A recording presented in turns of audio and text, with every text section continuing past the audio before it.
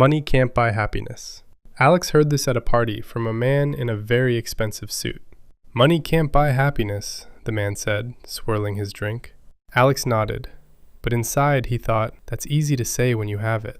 And Alex had a fair point. Financial stress, real, sustained financial stress, is one of the most consistent predictors of anxiety, poor sleep, relationship strain, and declining health that researchers have identified.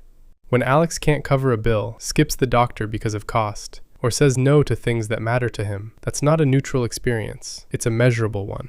Money does buy the removal of those experiences. Research found that up to roughly $75,000 to $100,000 in annual income, more money does measurably improve how people feel day to day. Financial stress drops, life satisfaction rises, people sleep better and report feeling more in control. Above that threshold, the relationship flattens. Going from $100,000 to $1 million a year doesn't produce 10 times more happiness. For most people, it produces very little additional improvement in daily life. Money can't manufacture purpose, guarantee deep relationships, make your work feel meaningful, or buy back time already gone. The saying isn't entirely wrong, it's just incomplete. Verdict: partly true. Money removes many genuine sources of suffering, and up to a certain income level, more money measurably improves well-being and life satisfaction. Beyond that level, the return diminishes sharply. What money cannot buy is meaning, and on that part, the saying holds. If everyone got rich, everyone would stay rich. Alex had a thought one night. What if every person on Earth woke up tomorrow with $1 million? Poverty? Gone. Financial stress? Gone. Everyone rich, forever, right? By the next morning, every person in Alex's city tries to buy a house. Everyone has the money. Everyone wants one. There are the same number of houses as there were yesterday. The price of a house doubles within days, then doubles again. Within weeks, that $1 million buy roughly the same house it always did, because the price adjusted to meet the new money supply. Groceries run out. Prices triple. A loaf of bread that costs $3 now costs $20. There's a deeper problem. Someone still has to grow the food, build the houses, deliver the packages, drive the trucks, staff the hospitals. If everyone woke up with $1 million, who takes those jobs? The people doing essential work would demand enormous wages, because they'd only show up if it was worth giving up their financial freedom. Those wages would push prices higher still. This is not a theory. It happened. In Weimar, Germany in 1923, the government printed enormous amounts of money to pay its debts. Everyone had more marks. Within months, a single loaf of bread cost billions of them. Not because the bread changed, because the money became worthless when there was far too much of it. Wealth is not an absolute number. It's relative to what things cost, to what others have, to how much money is moving through the economy. If everyone receives large sums at the same time, the meaning of the word rich simply adjusts to match the new reality. Verdict: false. Wealth is relative, not absolute. If everyone received the same large sum simultaneously, inflation would rapidly erode its value. The real economy, goods, services, and labor, would reprice itself to reflect the new money supply, and purchasing power would return to roughly where it started. Paying off your mortgage early is always the best financial decision. Alex just received an $8,000 bonus. His dad's advice was immediate. Put it on the mortgage. Owning your home outright, he said, is the best feeling in the world. And emotionally, Alex completely understood that. No more mortgage. No more debt. The house is fully yours. The math, though, tells a different story. Alex's mortgage charges 3.2% interest per year. The stock market has historically returned around 7 to 9% per year over long periods. Put the $8,000 toward the mortgage, and Alex effectively earns a guaranteed 3.2% return by eliminating that interest. Invest it instead, and he potentially earns 7 to 9. Over 30 years, the gap between those two numbers compounds into a significant amount. With a low-interest mortgage, the math almost always favors investing. But the numbers aren't the only thing that matters. If Alex is 5 years from retirement, and the idea of a mortgage hanging over him causes real stress, that peace of mind may be worth more than the mathematical difference. And if his mortgage rate were 6 or 7%, the calculation changes entirely. At that rate, paying off the mortgage becomes the financially stronger move. Partly true. For low-interest mortgages with a long investment timeline, investing usually produces better returns than early payoff. For high-rate mortgages, or someone nearing retirement, early payoff can absolutely be the right call. The rate and the timeline are what determine the answer. You need to be rich before you can invest. Alex has $150 left at the end of this month. He opens a brokerage app, looks at the interface, thinks to himself, "This isn't enough to matter," and closes it.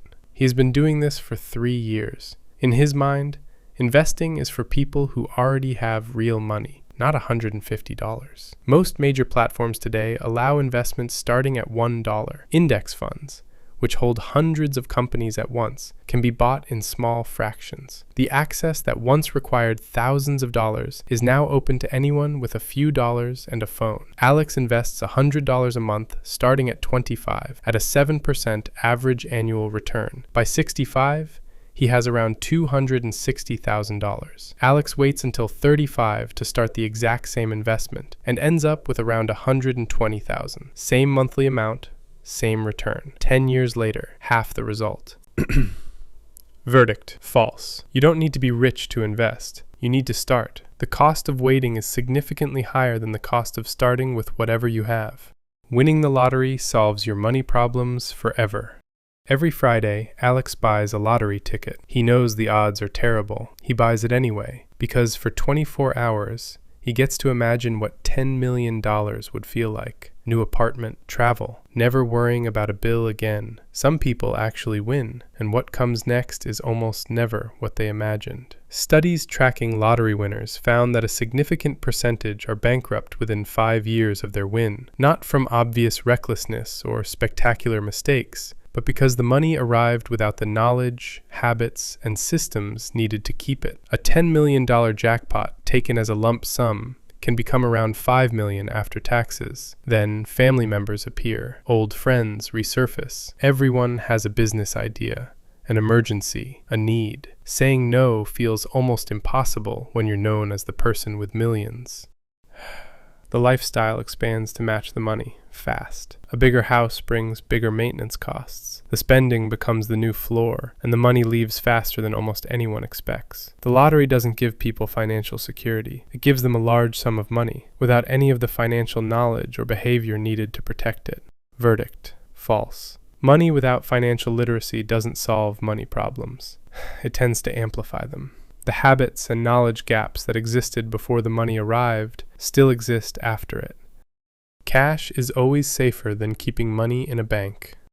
Alex's grandmother did not trust banks. "Banks can fail," she used to say. "Cash in your hand is cash you have." And honestly, she wasn't entirely wrong. There have been moments in history when keeping cash outside a bank made genuine sense. During the Great Depression, thousands of banks in America failed. People lost their savings overnight. Those with cash at home were the ones who came through with anything left. That was before 1933, when the U.S. government created the FDIC, the Federal Deposit Insurance Corporation. Today, every dollar in an FDIC-insured bank, up to $250,000 per person, is guaranteed by the federal government. If the bank fails, you get your money back. Cash stored at home, meanwhile, loses value every year it sits there. At 3% annual inflation, cash loses roughly half its purchasing power in about 24 years. The bills don't disappear, they just buy less and less over time. The picture gets more complicated in certain parts of the world. In countries with unstable banking systems, where governments have frozen or seized accounts, where inflation runs at 50 or 100% a year, your grandmother's instinct may genuinely be correct.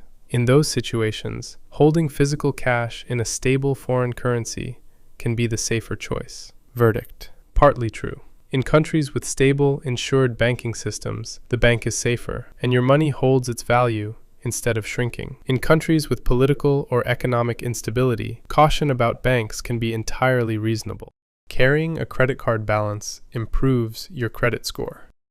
Alex's colleague Marcus pulled him aside at lunch one day. "You know what actually builds credit?" Marcus said. "Keep a small balance on your card every month.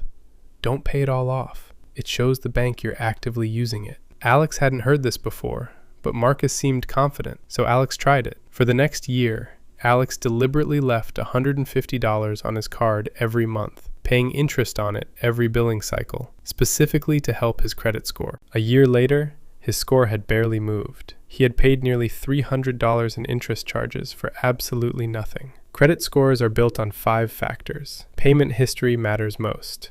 whether you pay on time. Credit utilization, how much of your available credit you're using, should stay below 30%. Marcus, however, had the mechanism wrong. The credit bureau measures what you owe when your statement closes, not what you carry into the following month. You can use the card, have utilization register on the statement, and still pay the full balance before interest kicks in. Carrying a balance doesn't help your score. It just costs you money. Verdict: false. Pay your balance in full every month. Carrying a balance only costs you interest. It gives your credit score nothing in return. The rich don't use debt. Alex always assumed wealthy people avoided debt. They have the money. Why borrow? A real estate investor buys a property worth $500,000. He puts in $100,000 of his own money and borrows the other $400,000. The property earns $3,000 a month in rent. The mortgage costs $2,000. He clears $1,000 every month while controlling an asset he only partially paid for. With his $100,000, he could have bought one property outright. With debt, he bought 5 and earns 5 times the income. The biggest companies in the world carry debt, not because they have to, because they choose to. Apple had hundreds of billions in cash and still issued bonds. The interest rate on the debt was lower than the return Apple could earn by putting that cash to work elsewhere. The difference between how wealthy people use debt and how most people use debt comes down to 2 things: the rate and the purpose. Alex's credit card charges 24%. A business loan funding an expansion that returns 30% costs 4.5%. One drains wealth, the other builds it. Verdict: false. The rich use debt, often more strategically than average people. The difference is they only borrow when the return on that money exceeds what the debt costs.